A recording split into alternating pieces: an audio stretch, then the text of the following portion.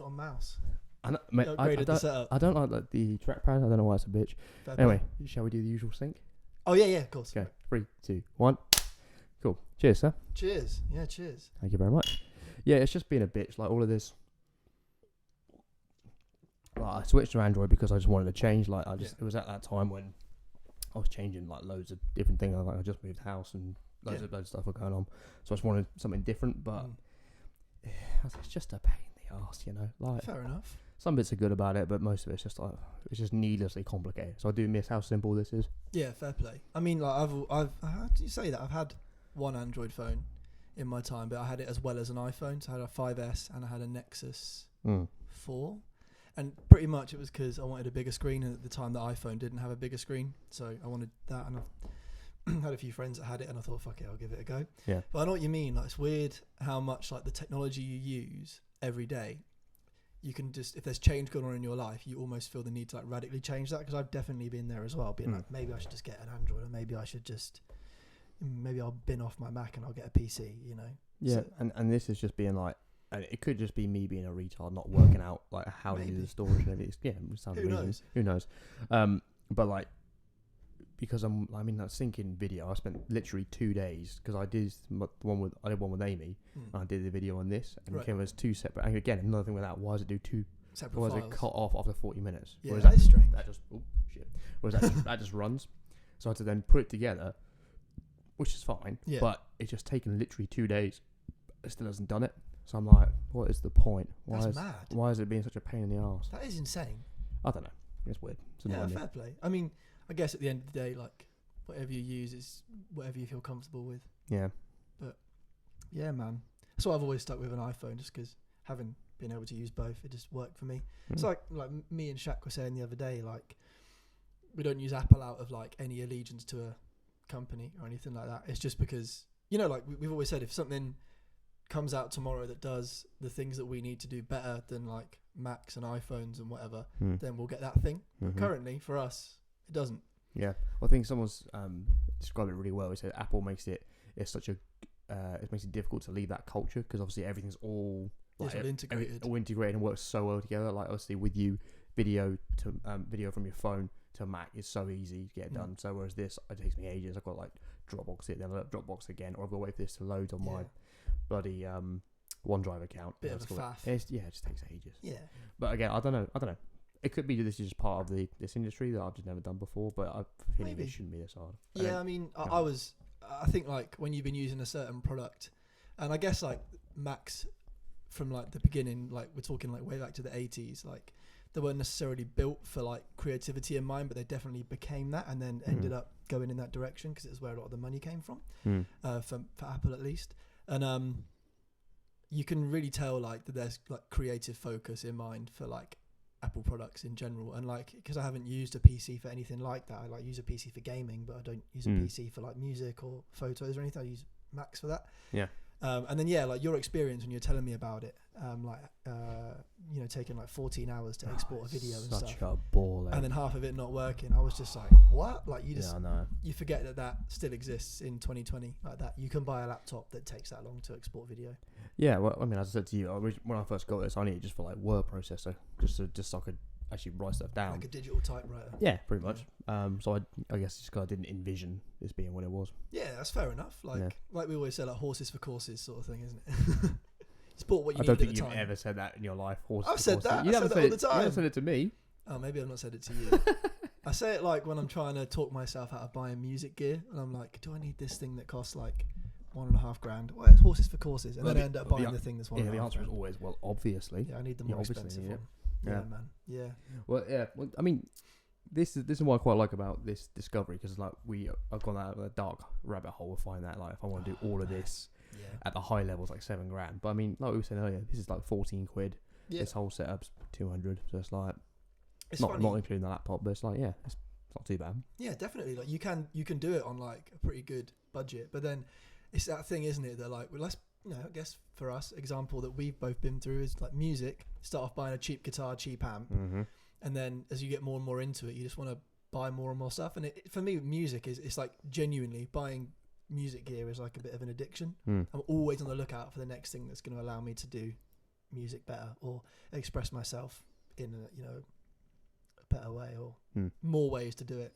Haven't just got this sound. I've now got these 10 sounds as well, and I've got this guitar that can do that, and this amp, and this synth does this, but that one does this. Like all that stuff. But yeah, like we've been looking into podcasting stuff. I can't wait to get a new mic because I definitely shouldn't be using this thing, but it's doing the job for now. So what is that normally used for, or what it should be used for? It's do I seem really loud? I think I'm quite loud.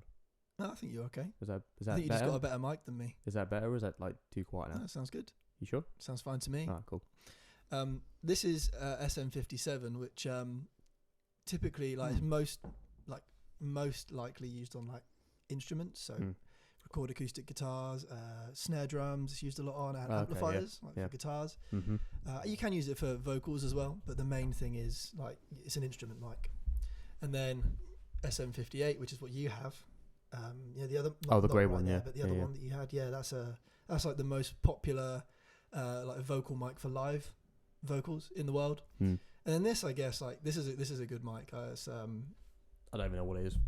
Yeah, I think it's probably like a condenser mic of some kind. Well, it's weird 'cause I'm trying to find it independently. I can't find it. I think it only comes with the pack, which is annoying because they sell these independently, right? And like the cables and everything, but it doesn't come with this. Which they don't sell the mic. That's quite a good mic. It sounds nice. It sounds a lot better than this. It's cool. I just like the shape of it as well because obviously classic one is you look, talking the end of it. But I quite like the fact it's kind of like that. Yeah, it's much better. It is much better. Yeah, I mean, I can't wait to get that SM7B. SM7. It does look naughty. Yeah, I can't wait. It looks so good.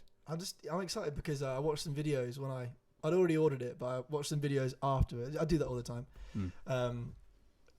And I watched basically it was this guy that did SM57, 58 and SM7B and just compared them and the differences. And like when you actually listen to them all side by side, it's so different. Like he did like talking into it and singing into it, and then miking a kick drum with each one, miking a snare with each one. Yeah. So it was all the different tests you'd want to do. And there's definitely a place for every single one for sure. But yeah, for vocals and like podcasting, SM7B, rad. Cannot wait. Never thought I'd be so excited to receive a microphone. I know. Yeah, likewise myself. I mean, like I've got 4 stands at home now. Obviously, one shit and one small. But I don't know. The fact that I just getting all this different gear, it's exciting. It's addictive. It's such a drain. But it's good because it's like I'm actually using it as opposed to just let's get this and then don't touch it. And it's also discovery. Like you're getting new stuff. You're getting to like find it out. Like that's the most exciting part. It's like, oh, what can I do with this? Yeah, I mean that is what is good about this. Even though it is a ball ache, I am actually learning how to put everything together and syncing, importing, what's the best way to do it. I think what I need to do is because I've saved everything to the hard drive and it's only like 130 gigs or something. Right. And each video file is like 4 or 5, and I've got 7 of these plus duplicates that I'm working on, plus then the audio for each individual one. So it's so I just need to put them all offline, and then wherever I'm working on at the moment, I have on the desktop and put the rest off. Oh yeah, fair play. Like put it onto OneDrive or something like that. Oh yeah, I mean I put half of them on the Dropbox. Oh cool. Yeah, it just keeps them safe. We've got a lot of space on that Dropbox. Yeah, how the hell do you get 2 terabytes? I pay £10 a month, and we've got a business account basically for it, like business subscription. Yeah. So it goes 2 terabytes. Because I originally got it for the band. Yeah. And I thought like if we're uploading mixes and like Logic. Yeah, you definitely need the space for that. Yeah. Like definitely. Because some of our projects that Mike sent us when we were at the studio, I think one of them was like 12 gig. So I was like, fuck yeah, we're gonna need some space here. Yeah, massively. Yeah, man. But I'm good. It's like it's weird, right? Because I think like in the band, I hope you don't mind me saying, in the band, it's always been like we'll meet up and then me, Andy, and Shaq will have like a massive chat about gear for ages, and you're just there like, yeah, man, like I like my drums are good, yeah. I like them. Sticks. I haven't broken my sticks yet. Yeah, no, they're still See you good. later. Yeah. I had to get some new ones because they broke. Yeah. Yeah, like but now like you're fully into this whole. It's just nice. Like it's a good thing to get into because like, it sounds really silly, but like if I'm ever bored, like most people I think would go watch like YouTube, and I probably I do that, but like I'll watch like videos of like new gear, new demonstrations of different audio equipment, different gear, and especially like new stuff, like pioneering stuff, like the EAD10. I friggin' love that. I love that video. That video you showed me was sick. Oh, so that was good. Cool. That was real cool. I just like I don't know, like I love people like musicians that that use new technology and don't stick to the conventions of like the music industry. So like on Currents, right, Tame Impala, he did a lot of the guitar was done using a Roland synth guitar. So it's literally like a digital box. So not even as good as like what we have now. It was like, I remember that thing coming out. I was quite young. I was probably like 17 or 18. I remember going to Dawson's, a local music shop, if you don't live in Reading. And just like this Roland guy was there, 'cause it was like the day it came out. I'm sure Dawson's exists outside of Reading. Maybe not if someone's watching this in America. Oh, I don't know. I don't know if our audience is that big or ever will be, but we'll see. Who knows? I think all the listeners are Reading so far. I think it's just the same people over and over. Oh, I think. really? Well, that's what the stats have told me so far. Well, forgive me for having ambition.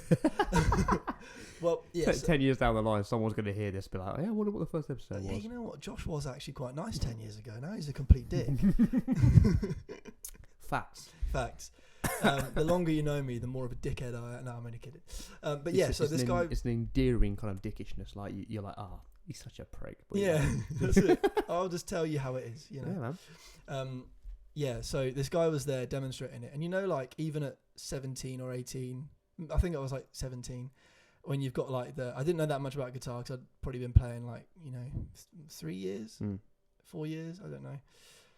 And even then, I tried it, and the guy was like, "This is amazing! You can emulate over 1,000 guitar sounds with our new Cosm system we've built in." And when you play something, and even as a 17-year-old, you go, "This is shit." That's how I was. But now, like someone like Kevin from Tame Impala, like utilize it in a different way. Like he recorded all the guitars using that MIDI pickup on his guitar. He's used it in such a good way that like it made me want one. So I think the demonstration I got then was very much like, look at all this weird shit you can do. Like, it's like a guitar, but not, and you've got to stick this thing to it. And I was like, nah, fuck that. I'm just not going to do that. Well, he took something that was inherently shit and just made it better. Yeah, like he emulated guitars when like emulating guitars was just, it wasn't good. Yeah. It is now, like Kemper and stuff like that. Yeah. It's amazing. But it wasn't that good then. It was just shit. Like if you bought a modelling amp then, sounded shit. If you bought that thing, it sounded shit. Like the Line 6 product at the time, they now make Helix, really good. They had a thing called the Pod then, fucking terrible, just horrible guitar tones. This is probably going in what I'm trying really hard to stay engaged, but because I care about you, but I find it really hard. Yeah, I know. I know. It's one of the things I could talk about for hours and hours. Well, but basically, what I'm saying is, he found something that I thought was shit, used it in a way that I was like, that's amazing, and I think every producer or person that's into music production would have said, no, you have to get a really nice valve amplifier, mic it up, or like you have to have 2 overhead mics on your drums and mic every single one up. Yeah. And he's like, no, fuck that. This thing will just do it with 1 cable. I'm just going to do that. That was a really long way to get to that point. I'm sorry. I think we all enjoy the journey, though. Thanks. If you're not a guitarist, listening to that last 10 minutes must have been painful. That was difficult for me to follow because I'm obviously not a guitarist, but I've been trying to do a lot of things at the minute which I would normally be like, I'm not even going to touch it or think about it. Just close it off. Yeah. But I'm making like an effort to read things and hear things that I don't know anything about. That's good. And just to try and expand things. Like I read Pride and Prejudice like the last 2 weeks. Finished it. Wow, fucking hell, shows how little I drink. We have burps already. It's not even real beer. You need a plug-in to edit burps out on Ableton. I remember you say that. Yeah, you need that. But I mean, as something, because I love reading, but as something to enjoy, I wouldn't call it that. It was interesting, and I'm glad I read it because actually I kind of have an opinion on it now and understand how that book and Jane Austen has shaped society and how those different things have been reiterations of that concept in the film and the common to society and all sort of stuff. Yeah. But yeah, I mean, I think it's coming on to that is I'm making myself do things that I wouldn't straight away know that I like. It's because even if I don't like it, I'm going to go through to the end and finish it because I'll actually get an understanding of that topic. That's really good. It's like learning new stuff. It's weird. It's really hard because like normally I just stick in my crime or sci-fi novels and I'm like, yeah, cool, bash them out, easy peasy. Yeah. But this I'm now like, it took me 2 weeks. I'm like, it's only 300 pages. Yeah. But I was like, oh man. I saw on your Instagram today you're reading 1984. Great book. I love George Orwell. Just started. I was like, oh. It's really good. It's a bit of a weird start though, isn't it? It is. It's interesting because I'm there like, okay, just like a dude. You're like, cool. Yeah. But yeah, they're kind of like, I think it's quite relevant right now at the minute. It's been relevant for like since it was written. Yeah. Well, there's so many things about like the the thought police. Yeah. And Big Brother is manifesting in a way, with censorship and deplatforming and all that sort of shit. Yeah, it's great. That's why I love it so much, because you sort of read it and it's one of those books you kind of get to the end of and then you go and you think about life, you think about how we live in right now and you go, shit, like it's not quite as extreme, but to a degree, like we are being watched all the time. Mm-hmm. Like we don't know. How you doing? Are you recording on both? No, it's just because the laptop's got a camera on it. Brilliant. But yeah, like just put a sticker over it or something. Yeah, you could. Like, people do that. Yeah, a lot. Yeah, because they're being spied on. Because your life's so interesting that they must be spying on you. It's really interesting. You eating toast in your pants. Oh, 100%. Or anything else that you might do on your computer. In your pants. Well, maybe not in your pants. Maybe not. Maybe not in nothing. Maybe in a dressing gown. Maybe you know what we're talking about. Yeah. I mean, the ability for it. It's completely lost what I was going to say. I enjoyed it, but I lost what I was going to say. It was something about. Oh shit! Talking about all the different things in 1984. 1984. Thought police. Thought police. It will come back to me. It was something. We'll talk about that in like an hour. I was going to say something about like it was something we were looking at, people watching you. It's said the deplatforming, it's the language censorship. I don't know. Gone. Don't matter. Sorry. It'll come back. It's fine. That's a shame. Well, anyway, thanks for listening today, Matt's. Yeah, this has been 7 minutes, so we're done. No, that's 16 actually. 16 minutes already. Yeah. Well, this So this is talk some shit. this is what I like better about this, because even though this is an 8 and you've got the 11, it still picks up way better than before. The light's a lot better, even if it's a fucking front camera. Yeah. And yeah, we'll just keep going. Whereas I can't believe this fucking sound. I don't know why it's split it. It doesn't make sense, just because unless it feels the size is too big. Maybe there's a setting that you've got turned on to separate video files, but I don't understand why anyone would fucking want to do that anyway. Well, I went through it with a fine tooth comb, because before I filmed it on that last time, I was like, okay, cool, I'm gonna go through all the settings to make sure it's okay. About that, man. Well, because the thing is, I was gonna do it because I was getting really annoyed about it. I was like, sod it. I'll put it up. I'm gonna learn from it. I'm still gonna show people it's a learning process. Yeah.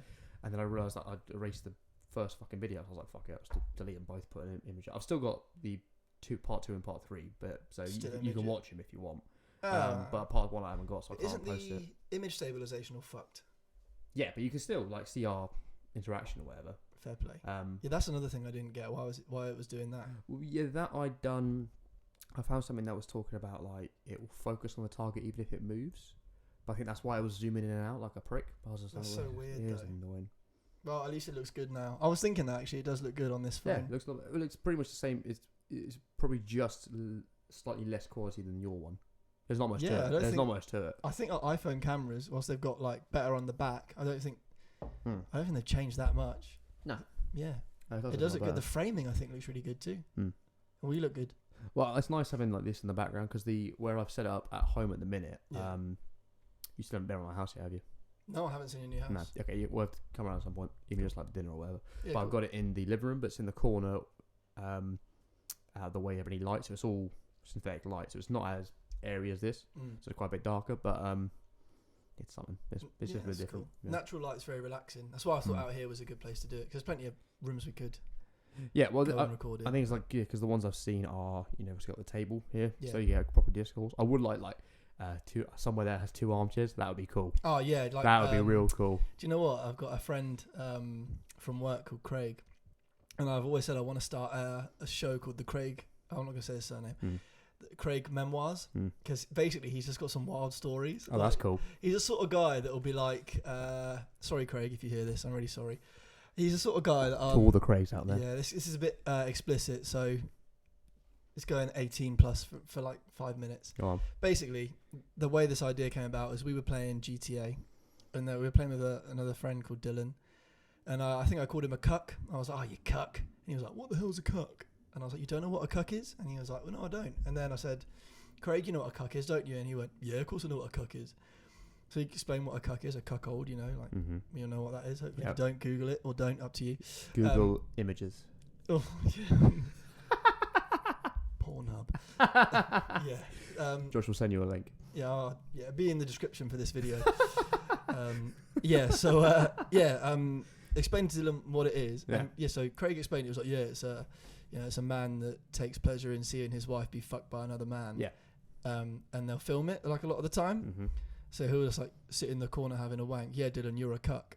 And there was silence. And he went, to be fair though, I have been in a room whilst my girlfriend was fucking another man. But it's okay because I was fucking another girl at the same time. I was like, what the hell?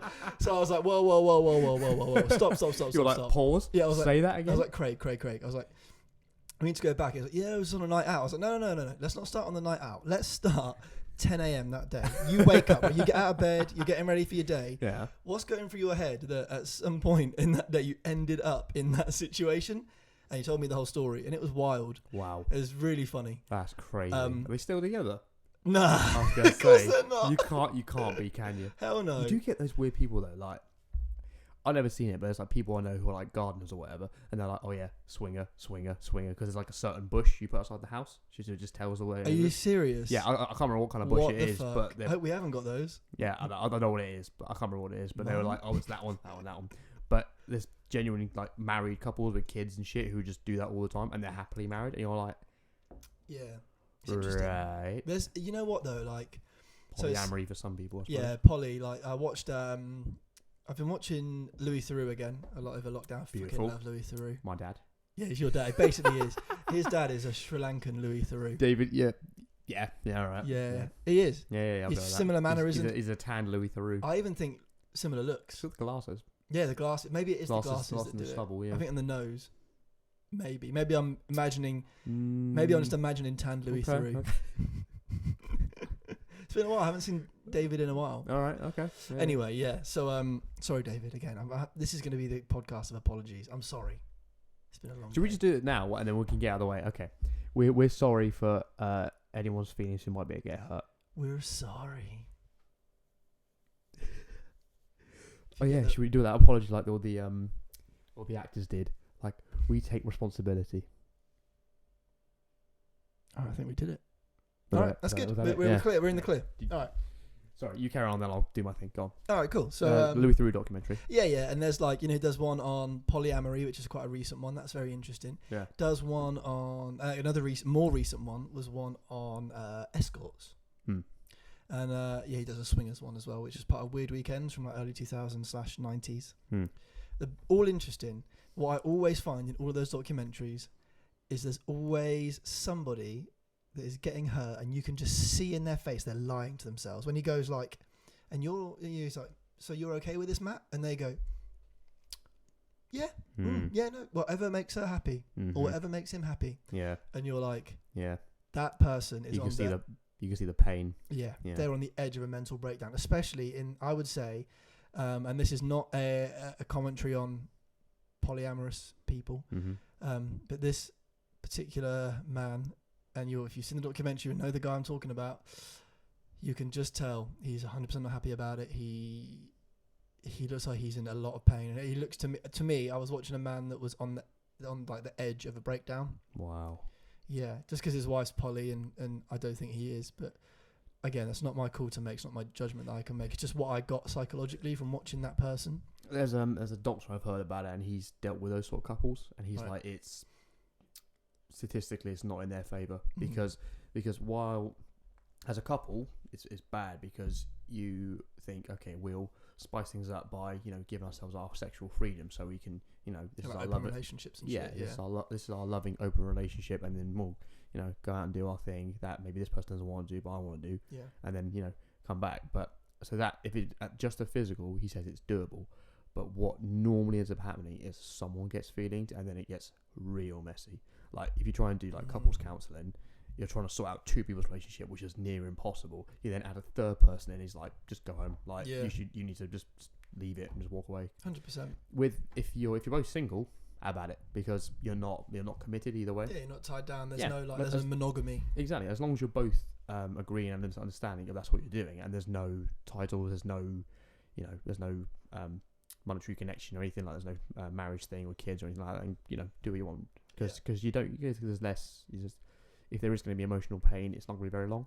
Yeah. Whereas if you've got that, like if you're living together, or if you've got that title, if you're boyfriend and girlfriend, you've got that commitment, and then this shit starts happening. Yeah. He said literally what you said. He said there's invariably one of them where it will get feelings with the other one, feelings with the third person, and the other member of the original couple will keep quiet and just stay with it, but they're in a serious pain.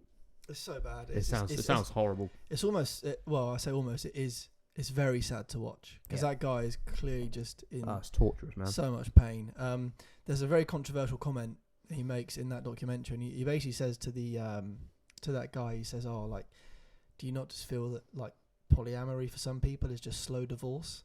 And I was like, "Whoa." Ooh. And interesting. I know actually 2 people that are poly, and they're like perfectly happy. But I think in this guy's case in that documentary, I agree with that statement. I think for him it's a slow divorce. I think there are people, obviously, and we know a lot of people, that we've probably known people throughout our lives like this, that they know it's not the right thing, and they know they probably want out, but they're like, well, this is the best I'm gonna get. I don't want to date. I don't want to do this. I can't be bothered. Fuck it. I'll stick around. It's dangerous. But you can see the pain, and I think I think we've all been guilty of it. Like certainly, there's been relationships, like certainly, like I think my first relationship, my first proper relationship, there was definitely a period in that where I was like not happy, but I was like, well, like you sort of weigh up the pros and cons, and your brain just, I think, out of human instinct, goes like, I'll stick with it. But then you have to almost do that to learn, and then you decide you're not going to do that again. Yep. Yeah, so I think that's when you come from that point, when you've kind of been through it yourself a little bit, but not to the same degree, because it's not like she's literally going out and fucking another man. You can kind of see the pain, though. You can resonate a little bit, like you don't understand where 100%. All you need to do is just imagine it, and you'll feel that pain. Yeah, exactly. Just imagine it. Just picture that happening to you. That's all you got to do. I mean, I've had nightmares of that, and I wake up like nearly crying. I'm gonna fucking kill him. Nearly crying, or like fuming. Yeah, it's a real thing. But yeah, Christ, imagine living through it. No, it'd be shit, man. It'd be fucking shit. Anyway, back to the point I said earlier. So like the apology thing we did. Yeah. Have you seen that actor thing of people being like, "We take responsibility"? No. Have you seen that? So it's basically a bunch of actors, and they're in a black and white shot. And it's like a 5-minute video, and there's like however many of them do it, right. And all they say one after the other is, "We take responsibility. We take responsibility." They're all white. They're all weird shit. It's like Alec Baldwin, Aaron Paul, and some other people like that. What are they taking responsibility for? Being white. Right. And so therefore they're immediately racist. Okay. And you're like, that's upsetting. That's disappointing. That is, because the only reason they're fucking doing that, because saying that shit does nothing.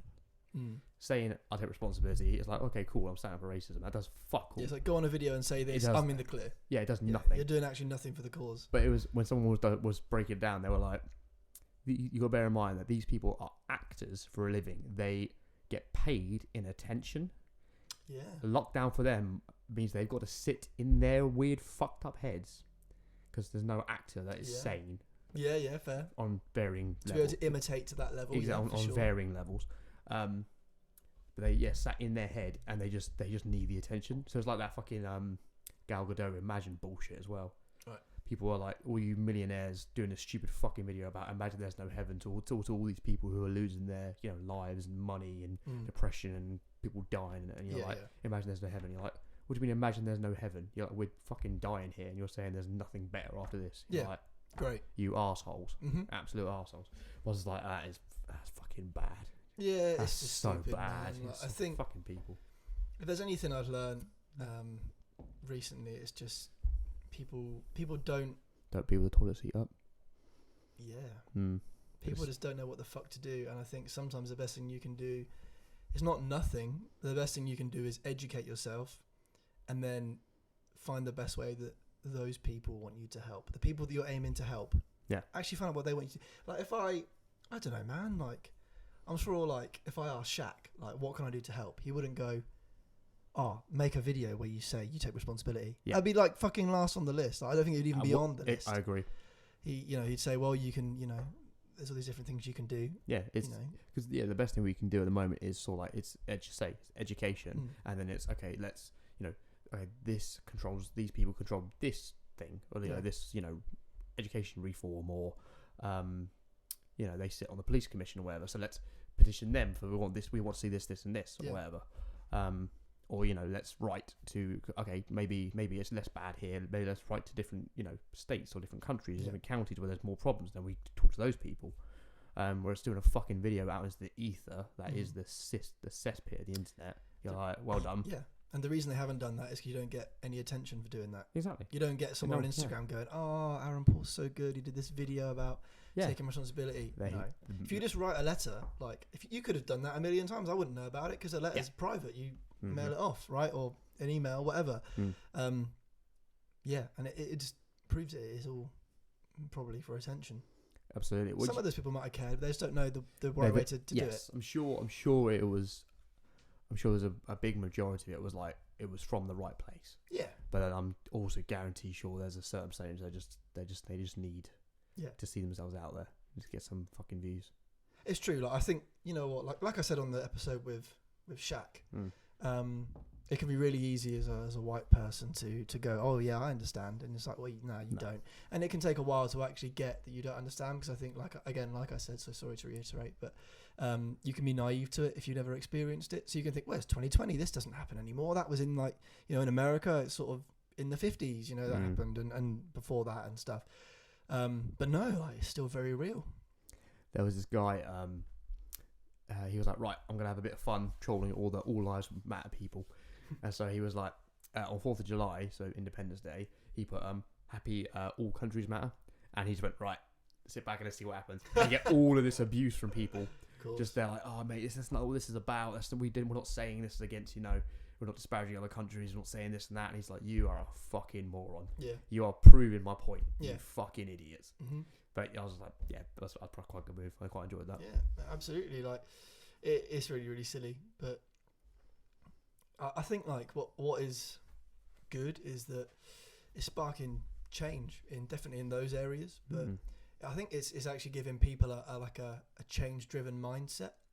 Like we were having a conversation the other day, like I was thinking about like there's actually still quite a lot of stuff, a lot of industries that are extremely backwards.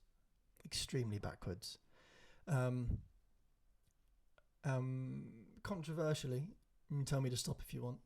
One of those I do still believe is the music industry. Go on. Well, so I'm not allowed to talk about the company that I work for, but if I use that as an example, I would say it is the values of the company are very, they're very relevant, and they always try to do the right thing, and I'm trying to think of a good example here, but if I take an example of something as silly as like we turn up to a gig, right? And we're, I don't know, we could be the headline band, we could just be the opening band, whatever the fuck. We turn up and we go up to like the promoter, and we're like, oh, hi. They're normally pretty nice. And then you go up to the sound man, and I hate to say it, any sound man I've met, you're probably not listening to this, to be fair, the ones that I'm going to be talking about. But the sound man's a complete dick, and he or she, just I say sound man, that's bad. The sound engineer. Have we ever had a female one? I don't think, have we? That's a great point. That we've been to. I don't think we have, but even so, just to make sure we don't get loads of abuse, I'm sure they exist, but in our experience of playing music for the last 7 years, I've never seen one. Carry on. Yeah, fair enough. But so the sound engineer, you turn up and they're just a complete dick. Yeah. Like treat you like shit for no reason. Like you're on time, you're professional, you bought all the gear they asked for, you sent all the emails over they asked for, and they just treat you like a dick for no reason. And I get artists are difficult, right? Bands are difficult. But you cannot generalize. Because I would say, personally, like all the gigs we've been to where the sound engineer has been a dick, all the bands there have been super nice.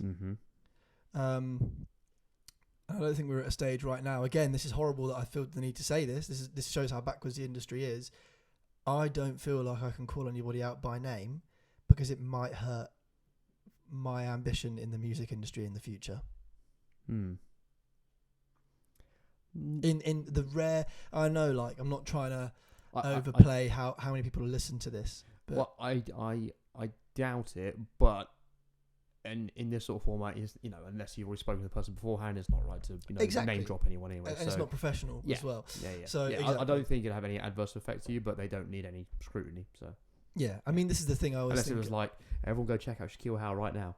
That's fine. That's fine because he doesn't care. Yeah, exactly. And he's got good stuff. So yeah.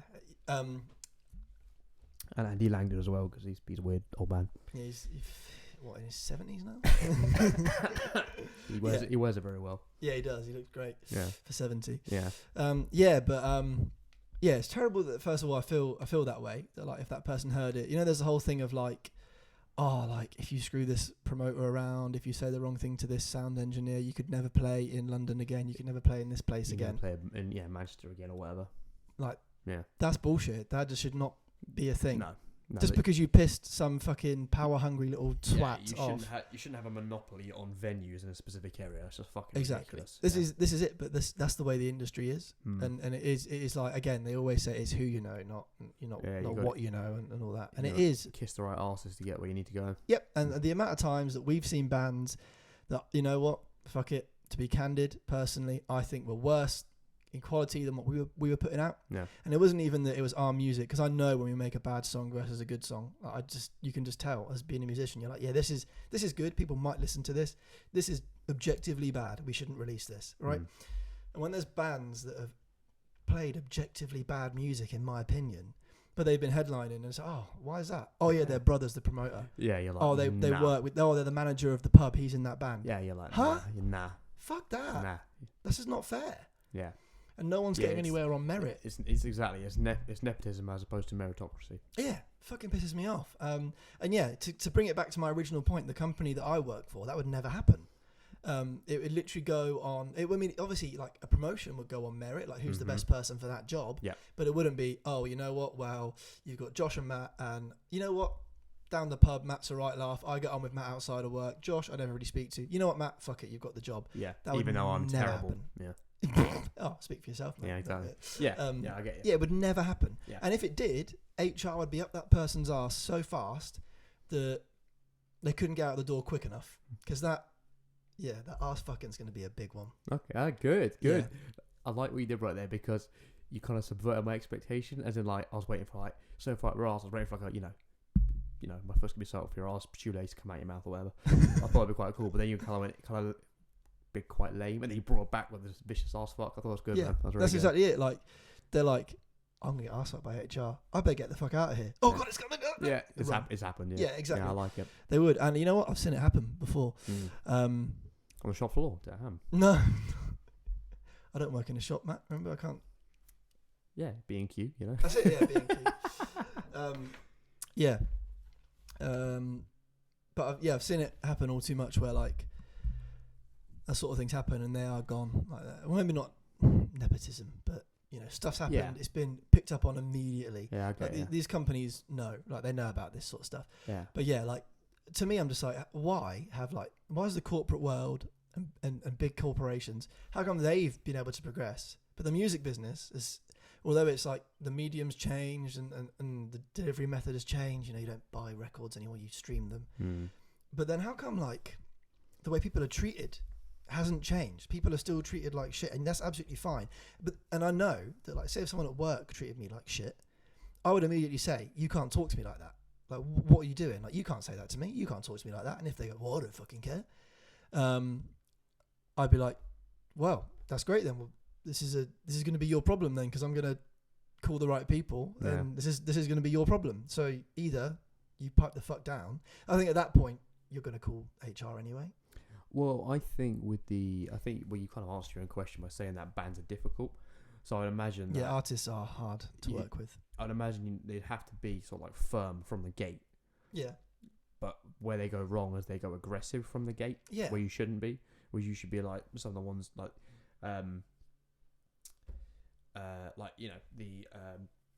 one of the best ones we ever met is the guy who shares the same name as me, and he was an absolute god. He's amazing, but he's just such a nice dude. Such a nice dude. You get more out of people just by being nice. Yeah, but he was great.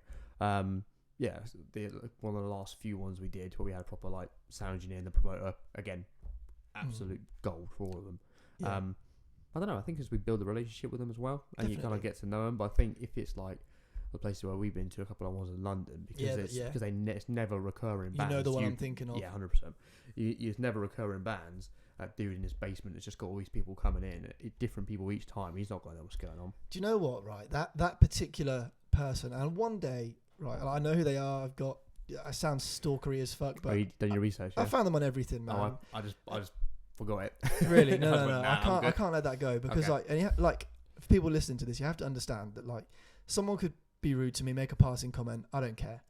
This guy, it was another level. Like he was so fucking rude, but it wasn't even that. It was to the point where it was almost like it was like childish levels of rude. Like to the like an example would be it'd be like you see someone's overwhelmed, and some people like to work on their own. I remember Nathan who came with us, who managed us at the time, was like, "Oh, this guy looks stressed. Like I might offer just some help, like move some amps around and shit, right? Because Nathan's a big guy, he's strong, he can help. He can help."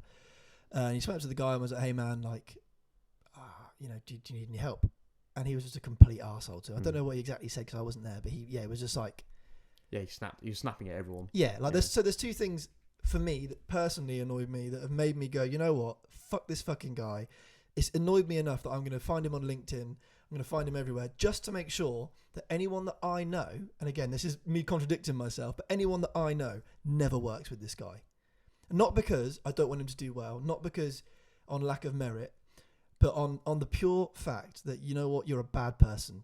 You're a scummy human and you don't deserve to do the things that someone who's actually talented and has a bit of tact with people could be in your position. And also to be a sound engineer, you've got to work fucking hard to know your shit to do that job right. Because and make it sound good. Like myriad different ways things can go wrong, and you've got to be able to identify it and fix it. Yeah, which pretty much all of them can do. Yeah, but as you say, just giving them a bad name, it's not fair to be like that when you got other people who are genuinely good people who can do it as good, if not better than you. That's it. And to be clear, like the point I was making earlier is that I don't like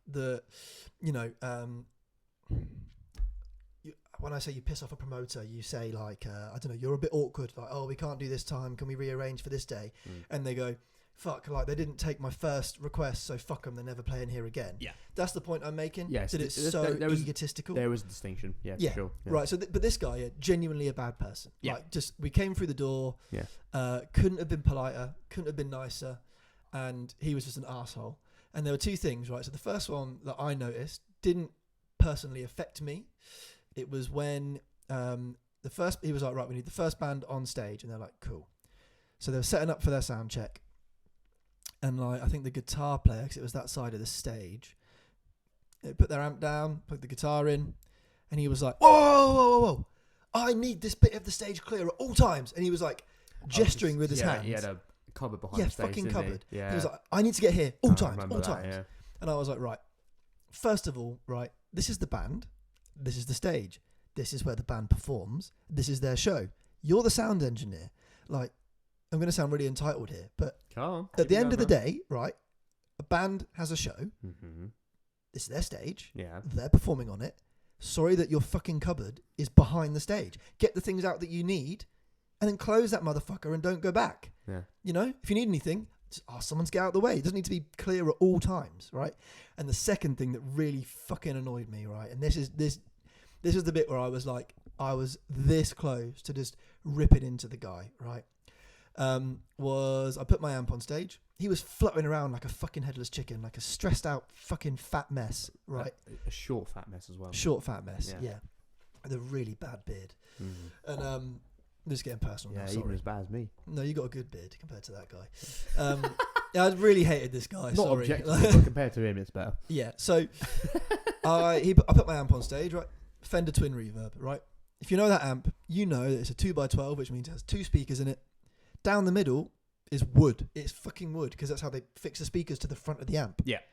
He puts the mic down just in the center, and I was like, right, like the speaker either side. Standard procedure is like you mic up the cone of the speaker because that would make sense.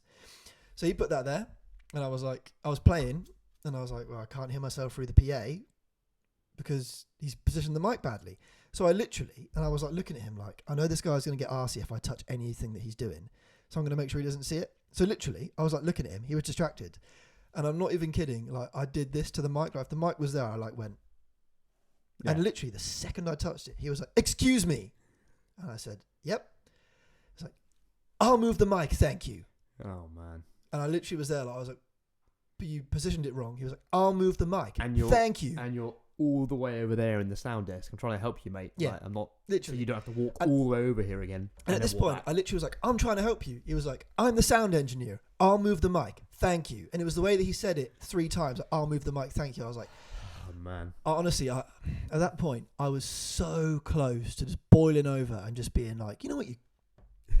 I don't want to make your podcast with worse language Mate, than we you already crack have. on. I'm having a Like, great you know time. what, you cunt? Why don't you fuck off? Why don't you fuck off? Because first of all, you did it wrong. You don't even know what the fuck you're talking about. Yeah. Second of all, I'm trying to help you. So why don't you just try and recognise a bit of human fucking kindness? But then actually, you know what? It makes sense that you wouldn't, because you haven't got an ounce of that in your body anyway. Mm. And it also makes you think, like, what's happened to this guy to make him this way? Mm-hmm. But the point being that I didn't feel like I could say that. If anyone said that to me anywhere else, regardless of if it was a customer at work, I literally, I wouldn't erupt and swear at them, but I'd be like, "Who do you think you're talking to?" Yeah. But the fact that it was music industry and it was for a large promoter in London, Yeah. I was like, well, I have to stay quiet. And I could feel Shaq looking at me like, "Shut up, don't fuck," because he knows what my temper. And he'd be like, "Don't say anything." In your defence, both, but he was a cunt, and Yeah. But you and Shaq both kill me because you're both just there like, if someone says something wrong with you, you're both there like, Yeah. you're like, you guys are like 2 pit bulls ready to go. Yeah, I just can't stand it. I cannot stand it. And you know when you're literally like, "Mate, I could probably, I could knock you out with this guitar right now. You come near this stage and say something wrong to me, I'm going to," in that moment of red mist rage, I will have no second thoughts about lamping you round the fucking head with this guitar. You prick. So shut up. And there's been 2 times in our entire musical, like, in escapades in anywhere doing gigs, that I wanted to leave and just go, "It's not worth it." That was one of them. You know the other one. In retrospect, it definitely wasn't worth it. Even we should have walked out. Staying and doing the whole thing, we were there like, we should have been like, you know what? Because the promoter that was there, she was lovely. She was really nice. And but there was part of me that I just wish we'd have gone and been like, I can't remember her name, whatever it was. Me neither. But like, really sorry, that guy's a cunt, we're leaving. Yeah, we'll come back another time. Yeah, they wouldn't have had us back. This is the thing, they wouldn't. They'd have just been like, "Fuck those guys." But yeah, man, it's that in itself is a huge problem. That needs to change. Do you remember that one we did on a boat? Yeah, I just like setting them off. It's really amusing. Do you feel better, by the way, after saying all that? You know what, I really do. But the only part of me that annoys me is I wish I'd have said it in the moment. But at the same time, it makes me look like a worse person if I do that. So I know that everyone in that room was looking at us and going, "Wow, that guy's a cunt." Whereas if I'd have reacted, they might have gone, "Well, he's a cunt and he's a cunt." So yeah. It's, I think, with that specific gig, we should have taken that as a red flag and been like, as soon as we start being a cunt, we're like, "All right, cool, pack up, let's go home." Yeah. And if they're like, "Why? Where are you going?" And you're like, "You're acting like an asshole, so we're going." Yeah. There's no more to it. You should we should have. I'm and I'm 100% taking that attitude going forward. Yeah, but I think it's good that we stuck it through, because then we then it was a shit gig. But then we It's fucking crap. We then sat through our set of it, just being like, we'll just go through the motions, like there's nothing here.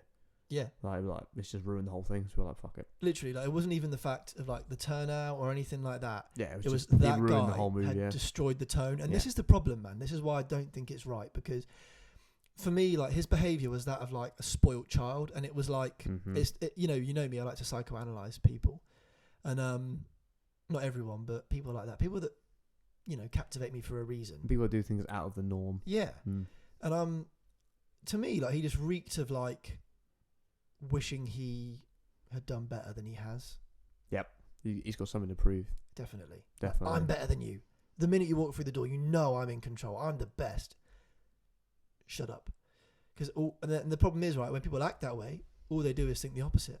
It's like the whole thing, my whole massive like thing that I go by is, if you have to say it, it probably isn't true. Mm-hmm. Like when someone, I don't know, declares how great they are, it's not true. If you have to say it, it's not true. It doesn't matter who you are. When fucking Kanye West goes, I'm a genius god of a generation. Yeah. It's not true. You've literally It's not declared true, it mate. and therefore Yeah. invalidated it. Yeah. If you had not said anything, maybe someone would have said it about you. And then maybe you can start to believe it. Mm. But if you declare it yourself, it's not true. No. That's why I never hear you say I'm Reading's strongest man. Because I've met most of them, and I know them, and they're fucking huge. Well, fair play. They're like bigger than door frames. You're like, okay. Yeah, that one time I went to the gym, that was quite scary. There's literally, there was a dude there like the week before we all shut, and I'm trying to think how wide he was. His shoulders must have easily been like that. Ben Swolo Which from is Star Wars. Yeah, which is like a good meter and a bit. Fuck. Like how big you're like. What? You're like, how? But you get that everywhere. You get these huge Steroids. people. Yeah. Yeah. Yeah. There's only so far you can get with the right diet and genetics, and then after that you're like, nah. It's just not possible to get out of that without taking something fair enough. synthetic that you shouldn't be having. Very silly. It is, especially when you get like the high pitched voices, which is very High pitched interesting. voice, tiny penis. There's no Yeah. real advantages apart from big muscles, and I'd rather have a normal sized penis. Well, it's if you're competing, fine, because that's what you want to do. That's what you want to compete in, because that's how you. Oh yeah, I that's get how that. you win. If you're gonna go up on stage, oiled Yeah. up, yeah. Yeah, that's how you're gonna win. And they don't. I think this is right. They might have changed it, but I think they don't do like drug tests or anything. Wow. For certain ones. I mean, they've got different categories as well. So Yeah, some will be like the biggest, some will be the most shredded, some will be proportion. It's weird categories. that's another fucked up industry. Yeah, But we can only handle so many industries. See, they could do blackface, and that's fine Oh. because they get so dark Oh and yeah. oiled up. Yeah. Yeah. No one says a word. True. It's not really black. It's like caramel. It's Yeah, just they a get, weird like, kind of They color. go like brown. Yeah, Like not even like Trump orange. yeah, they get exactly. Yeah. It's like orange brown. It's like a weird fucking spray tan shit. Yeah, like But no one cares. It's fine. Yes, Oompa Loompas that's aren't very represented, odd. mate. yeah, it's true. We've got to try and do our best for the music industry.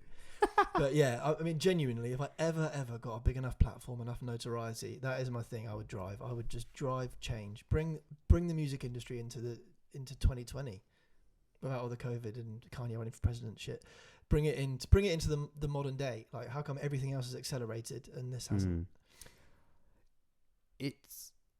I don't know. I don't have an answer for that. Yeah, of course. But it's interesting how you see it.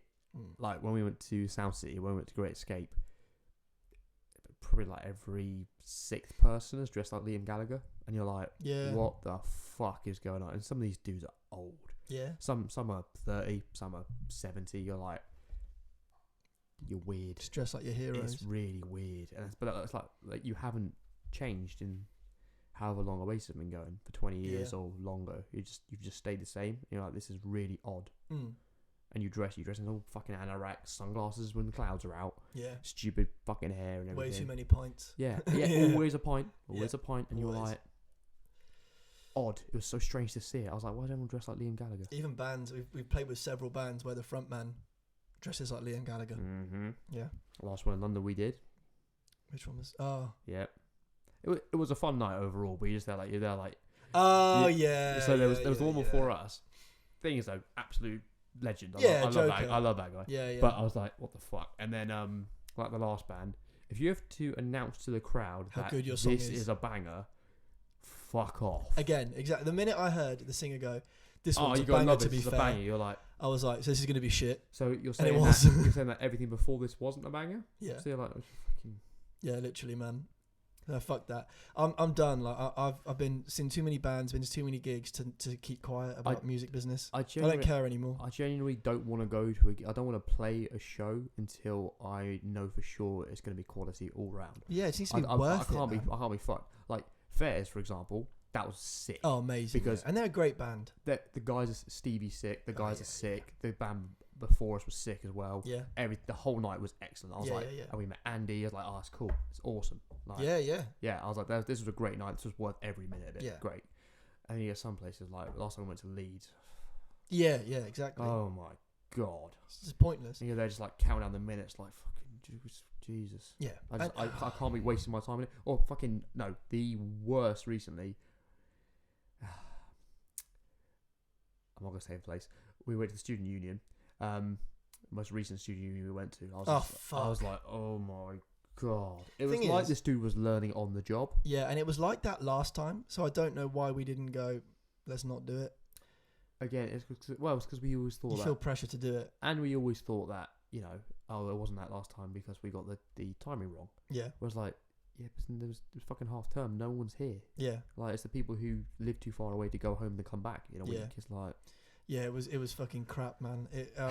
I can't. I'm in no rush. When they're saying that, there's like theatres and music venues aren't going to be open for ages. I'm like, good. Cool, yeah. Don't bother me. I think the medium is very much going to change though through this. Like I think recording and releasing music and like art as a whole, like with a and you said a movie, then with a music video with art surrounding it, like photos and artwork.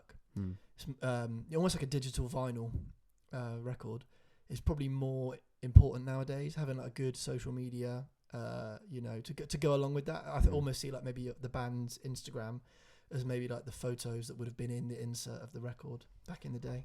Or maybe we could do. Maybe it's if we can't play live, maybe it has to be less about the music and more what we can give to people. Because if these things are still shut or restricted, people are going to feel. They're going to feel restricted. They're going to feel. Oppressed is too strong a word, but they're going to feel enclosed because they're limited in their options. But we need to.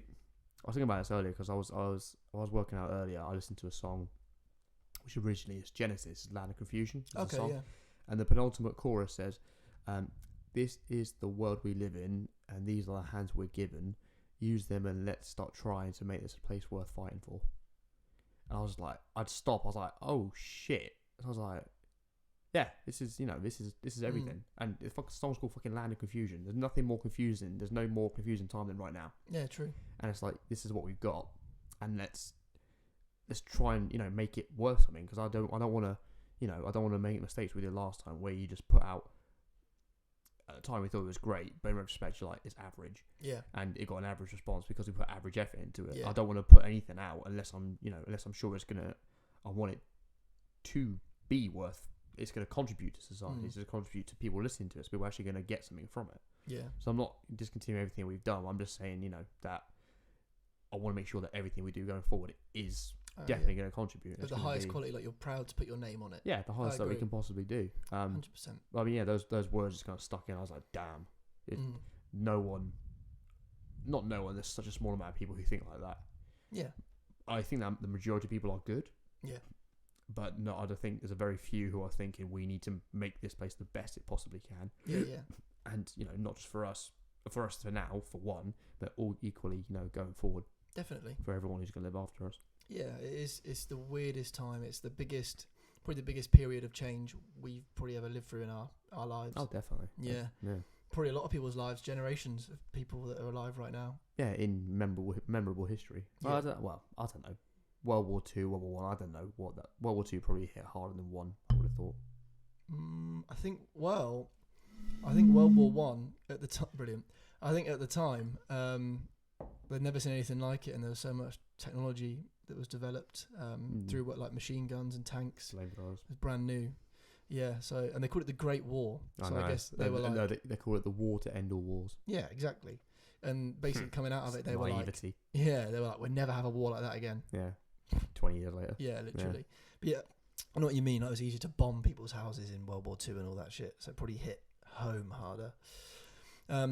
But yeah, in any case, you're right. I think like you have to be able to keep with the times, keep your finger on the pulse, so to speak. So you know what's going on, and just kind of, I don't necessarily think you have to work out the right formula exactly, but you have to innovate on what we have already. Yeah, and you have to try and do the right thing. Yeah. Try and don't just do the same fucking thing that every band does. Just do something decent. Now that's again, it's an example I use because it was for me. It doesn't sound that big. Oh, getting called by Lewis. If you're watching this, please don't call me during I record another podcast. I'm only kidding. I'll say you can answer if you want. You can put them on. No. All right. No. I'm busy.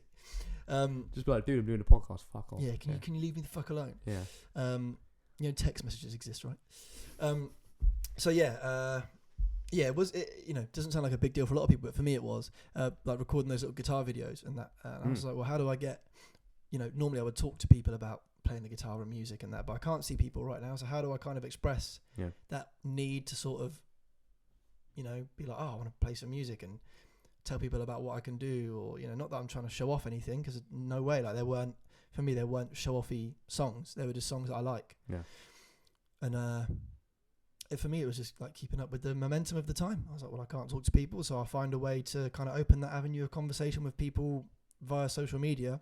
And the best way I can think to do that is to make a little video of songs that I like and me playing them, because I'm playing them anyway on my own, so why the fuck not share it a little bit? Yeah. So I think that's very much the attitude we have to have going forward.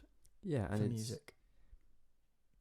It's the quality we want to put out, because, you know, because everyone can interact, they can do videos of whatever this, whatever that. I think because, you know, someone like yourself is genuinely interesting and genuinely helpful and educational. Because thanks, mate. Because how long have you been playing guitar for? Oh fuck. Probably since I was like 13, 14. Alright, cool. So 11 years, 12 years we've been playing that, and you're not going to get that many people who've invested that much time into anything consistently. So to have it, even if it's just a demonstration, to get it from someone, you've obviously got the skill, you've got the technique. It's going to be like breathing to you.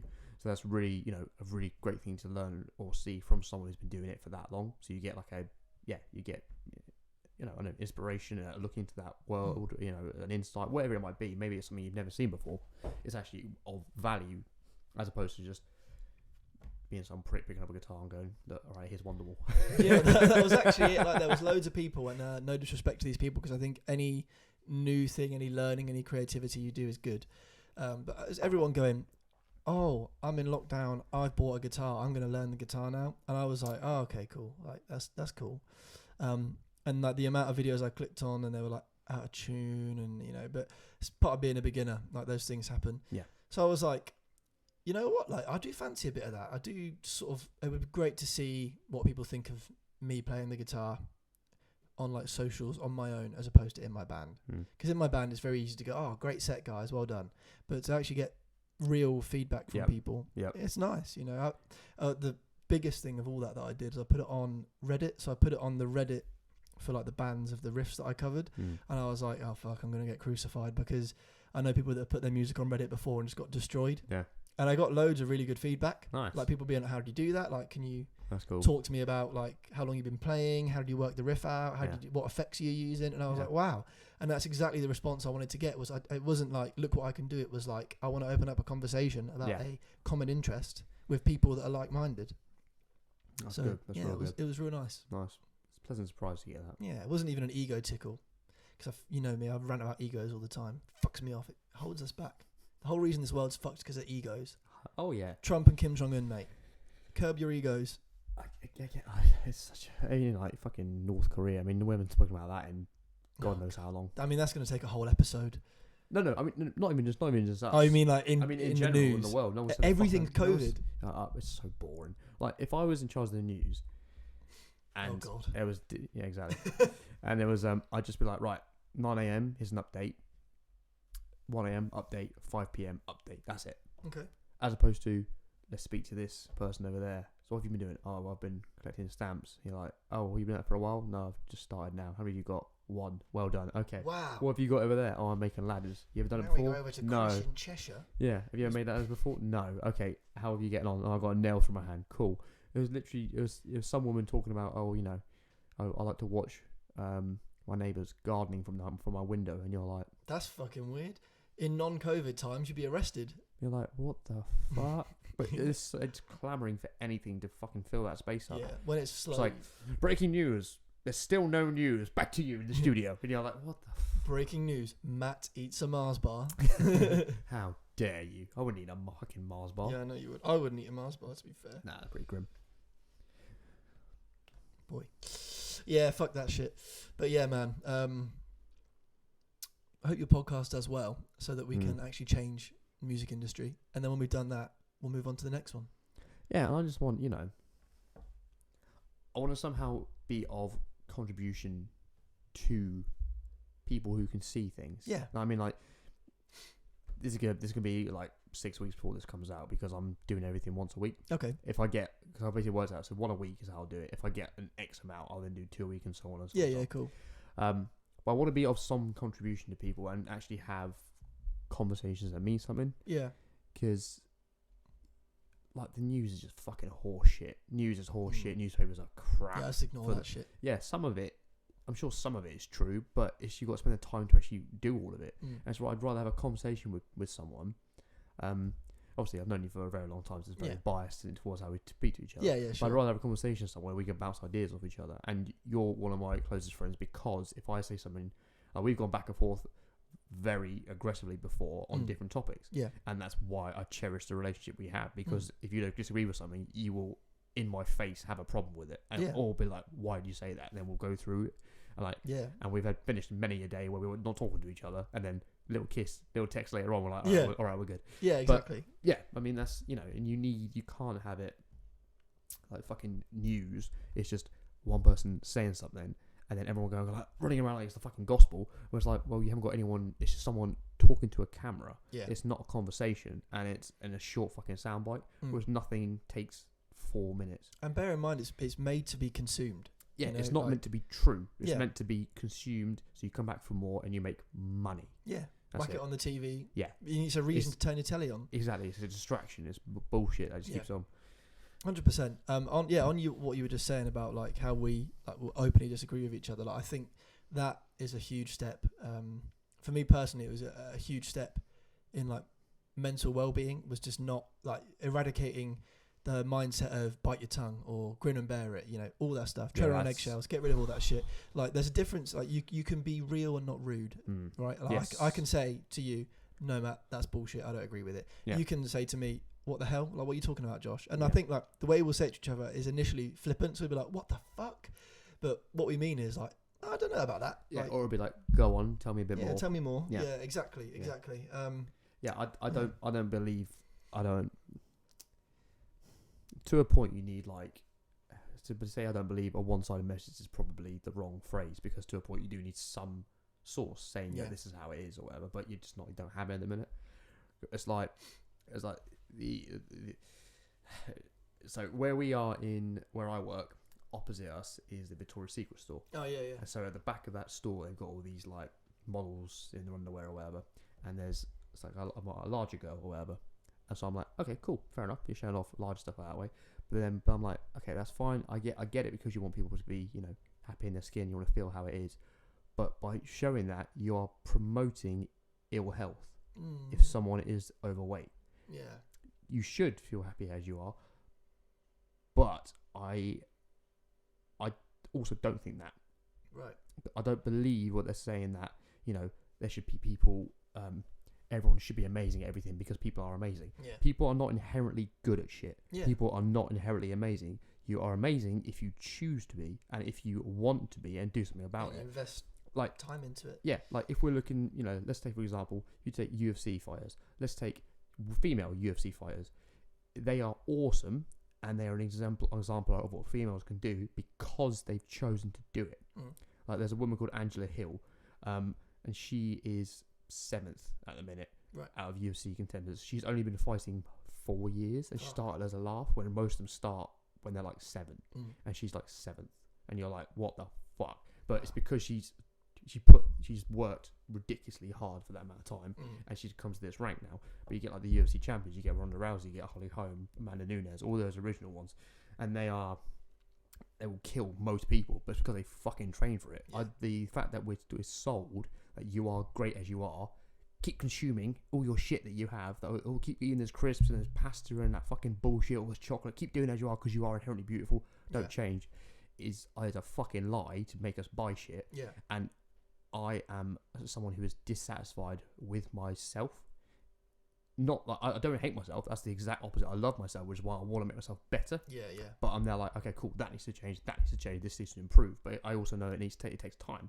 Yeah. Like, okay, I've got to do this, I've got to do that, I've got to read this, expand my mind, do this. So I'm never content, which I think is how people need to be. You need to even if it's not just maybe not just in fuck that. Yes, in health, you need to be always trying to be better. Okay. To look after yourself. Like with yourself, do you, as an example, do you sit there with the same guitar and just play the same shit over and over because you know this works, know it's good? No, you fucking don't. Never, You can't stand it. You need to get something new. You try something out. You're always expanding and getting better and better and better. Which where we're told the fucking lie of you're beautiful how you are. You're beautiful if you choose to be. It's like saying you learn those 4 chords as a beginner and you're the best guitarist ever if you believe you're the best guitarist ever. Yeah, it's like it's you're beautiful. You choose to be beautiful. I get that. However that might be. Yeah, I get that. I think like another one of the, I think genuinely, like I think the traditional phrases that people chuck around, like I said earlier, like grin and bear it and stuff like that, bite your tongue, they're toxic. It's like don't change for anyone. To a degree, fair enough, but I think, you know what? If people identify common negative traits, maybe it is time to change. Yeah, let's use that with let's use that attitude to the next paedophile we meet, shall we? Don't change for anyone. Exactly. This is it. The fuck are you talking about? This is it. Like when people are like, you know, like I don't know, you know, ending a relationship or getting into a new one. It's like, don't change for anyone. It's like, well, but I don't know, if your relationship ended because inherently you were an asshole, then maybe you ought to change something about that. Yep, absolutely. Yeah, or you know what? Like if you're having a load of health problems related to the way that you live your life, maybe it's time to change that. Yep. Yeah, if people are, I don't know, if people are constantly reacting to you in a negative way when you're talking about how good you are at something, maybe it's time to actually get good at that thing. Oh yeah, maybe it's not them, maybe it's you. Yeah, exactly. Yeah. Like that. This is the thing. Like, I think I'm maybe a bit like you. Like that story with the sound guy. I got so ticked off because initially I was like, I must have acted like such an arsehole to make that guy so angry. Oh, adjusting that mic was the wrong thing to do. It takes a lot of hindsight. Like genuinely took me months to come to the conclusion of, you know what? No, it's not me. Actually, it is him. It was his fault. Like he is an arsehole. He's a bad person. Yeah. And I think, you know, I actually messaged somebody that we know that frequents that venue. And I was like, is that guy always that way? And they're like, yeah, he's a complete and utter cunt. Oh, right. And I actually spoke to another band as well that I work with. And they were like, yeah, we did a gig there. The guy was a fucking dick. Got that nice Samsung haptic feedback. Buzzing bullshit, yeah. Yeah, man. Like, that guy fucking annoyed me. But yeah, it's like, it is that realization. Like, you have to identify where the place of zen. That's why I do it. Some nature. Well, some grounding. Slightly dying grass. Some grounding, yeah. Yeah. Yeah, man. But that's, it's you have to kind of understand where the problem comes from, and it can take a long time to do that. You know what? I really, for me, I didn't understand where a lot of my issues came from for a very long time, probably until, the last 3 years. I didn't understand the root cause of a lot of problems. But once you get that understanding, once at least you feel satisfied with that understanding, it's like it was like an awakening for me, because there were so many times where I was like, someone could be rude to me and I'd be like, that's okay. Like, you know, when there's the meme that goes around of like introverts at the restaurant when the order's wrong, and it's like, that's not what I ordered, but thank you. Like, there's nothing wrong with going, oh, sorry, this isn't right. Yeah. You know. Yeah, there's a way to say everything. Yeah, you haven't just got to take people's shit, basically. Not that is a shitty situation, but I mean, like, if someone's rude, fucking call them out. Tell them they're a shithead. Yeah, that's my message that's my message of my entire life. Not even just of the day. Don't be a cunt. Just be nice to people. You know what? This whole COVID thing would have gone so much smoother if we were just all nice and helped each other. Like I told you, the first time I went out, someone was rude to me straight away about the whole situation. Fucking guy. You didn't cause it. Fucking Christ. No, he's just a dick. And like my mum went out and she wore a mask because she cares for my grandparents who are both at risk. They couldn't leave the house for 12 weeks minimum. Yeah. And obviously it kept getting extended. Yeah. I like the first time she was out, someone had to go at her for wearing a mask because it was like, the NHS need those. And it's like, well, actually, like, these are not the ones that NHS needs, because the NHS needs N95 masks. Yeah, and they're much, much stronger than what we've got. Yeah, and also, like, you can't buy them. 3M cut off the production of those for any consumers. Yeah, makes sense. So, yeah, they were like surgical masks that any fucker can go on Amazon and buy. Right? It's not, and if the NHS wanted them from Amazon, they fucking get them off Amazon, but they don't. Yeah. It's not the ones they need. They're surgical masks. Yeah. And that's something that annoys me. Again, lack of education there on that person's part. But also, if you disagree with it, now speak up for sure. Speak up if you disagree with stuff, definitely. Yes. But right now, just let's just try and make everything easy for each other, please. And when this is done, then we can sort out what the fuck's happening. Yeah. You know what? If you want to remember that person wearing a mask, disagreed with it, cool. But go on your Twitter and bitch about it. No one cares. Yeah. But just try and make it easy for each other, man. And also, it's like, you know, when 9/11 happened, where people passed through the rubble, going being like, "Your fucking fault, mate. You did it. You shouldn't have done that. Mate, you stood in that rock. What are you doing, mate? That was, you know, that's like them." No, they fucking helped each other. Yeah, well, yeah, but then I guess Muslims got a lot of abuse for that as well. Yes, kind of developed that culture. That's another different podcast. That is another podcast, yeah. But yeah, there's always a negative with anything that comes along like that. I think people just love to find the negative in stuff. Something to talk about. If everything's positive, no one gives a shit, which is very sad. It's very true, and I almost do think it is deep in British culture, because there's people that I work with that have come from the same job in different countries, like America or Australia, places like that. And I always ask, because it massively interests me. Again, it interests me from a psychological point, not necessarily a cultural point of view. But I always say, like, how do you find it, like, different over here? Like, what's different? And people always say, like, you know what, the British, you guys are so personal. Like, if something's not working, they know in different countries, well, everyone's different. There'll be people that are like this everywhere, but it's like a majority thing. Majority, like, might drink this beer and go, oh, that's off. And they'll know that, you know what, the bartender hasn't got time to go, oh, every single beer. They should, but accidents happen. It's human nature. You know, it's probably a bad example I'm using right here. This is not one I know, but I'm just making it up as I go along. But they might not always necessarily go, it might not be their job to check the date on beer, right? Yeah. So they might go, there you go, and you drink it and go, oh, that's off. But then most people will be able to go, oh, yeah, like, sorry, bro, this is off. And they go, oh, my God, I'm sorry. Let me get another one. That's my mistake. Exactly, sorry. Yeah. But then there's the people that will just go, like, completely fucking erupt and act like an asshole about it. And be really personal, like, you're an idiot. Like, no, like, they're not an idiot. It's a human mistake. Like, they're probably smarter than you, because they got the emotional intelligence to not erupt in that way if that happened to them. So yeah, but yeah, a lot of the feedback I got from not even just like Americans, Australians, whatever, from different people from different parts of the world. That, yeah, you guys are real personal. Like it's like, it's your fault. You're trying to fuck me here, not the company's trying to fuck me, which they're not. It's your fault. Or that's a mistake. Fair enough. Yeah. Yeah, that's what I hate as well. Like, again, it's another thing that pisses me off. You see it every day, like, where someone is trying to blame the person in front of them for their mistake. It's like, I can't talk about the examples. Yeah, but, cool. I know what you mean. You know what I mean? Yeah. But it's like, again, let's use the beer example, right? If you buy a beer and you drop it, and you immediately drop it and it smashes, that's your fault. Yeah. Right. The person behind the bar serving you didn't go, drop your beer, drop your beer. Or they didn't jog you or anything. Yeah. Yeah. If you literally went, like, you're walking along, you're being careless, you're on your phone maybe, and you go, oh shit, drop your beer. Yeah. That's your fault. Yeah. It's accidental damage. It happens. Yeah. So, you know, I don't know what all companies are like, but I certainly know that a lot of companies aren't out to fuck you when that happens. It's just like, how can you expect, like, if your house if you decide to, I don't know, if you openly go, yeah, I'm going to burn my house down, insurance company, I've burnt my house down. They're not going to go, here's some insurance money. They're going to go, well, you did that. Yeah, it was my choice.